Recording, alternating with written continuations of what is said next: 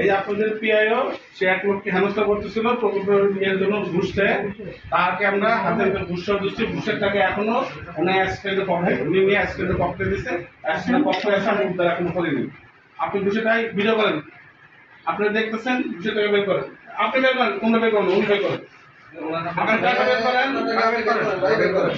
আমাদের কাছে ইনভেন্টরি করা আছে, আমরা গতকালকে এগুলো সব ইনভেন্টরি করে রাখছি এই টাকাগুলো।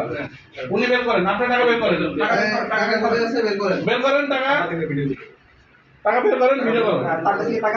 আপনি চুপ করেন, বের করেন, টাকা বের করেন। আপনারা সবাই দেখেন, সামনে আসেন, জায়গা দেন না ভাই ওনাদের। টাকা বের করুন, ধরে না সামনে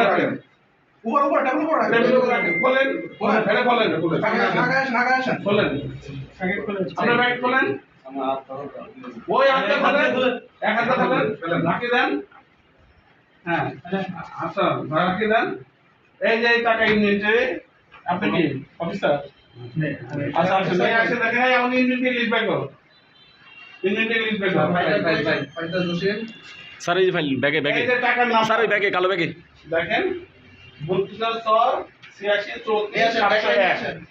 701 থেকে 800 পর্যন্ত এটা আমাদের ইনভেন্টরিকৃত টাকা। আচ্ছা অফিসার কোথায়? ইনি গ্রহণ করে ওনার হাতে জমা দিচ্ছে। আমি গ্রহণ করি নাই। আমরা ওখান থেকে আমরা ফলো করতেছি আপনাকে, আমি ওখান থেকে আপনি আপনার স্টাফ দিয়ে গ্রহণ করছেন দুজন একসাথে।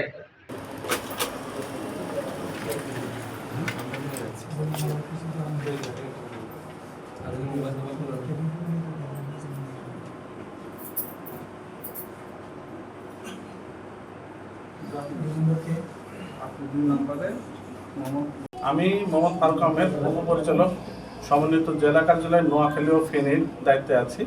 আমাদের কাছে একটি অভিযোগ ছিল, উপজেলা প্রকল্প বাস্তবায়ন কর্মকর্তা সোনাগাজী উনি 5টি ব্রিজের কাজের এগেনস্টে 12 লক্ষ টাকা ঘুষ দাবি করেছেন। তারই প্রেক্ষাপটে আমরা আজকে এই অভিযান পরিচালনা করি এবং তার নিকটে আজকে হাতে নাতে আমরা 1 লক্ষ টাকা নগদ উদ্ধার করি এবং টাকাটা উনি ওনার কার্য সরকারের কাছে দিয়েছিলেন। আমরা দুজনকে গ্রেপ্তার করেছি, পরবর্তী আইনানুগ কার্যক্রম গ্রহণ করা হবে।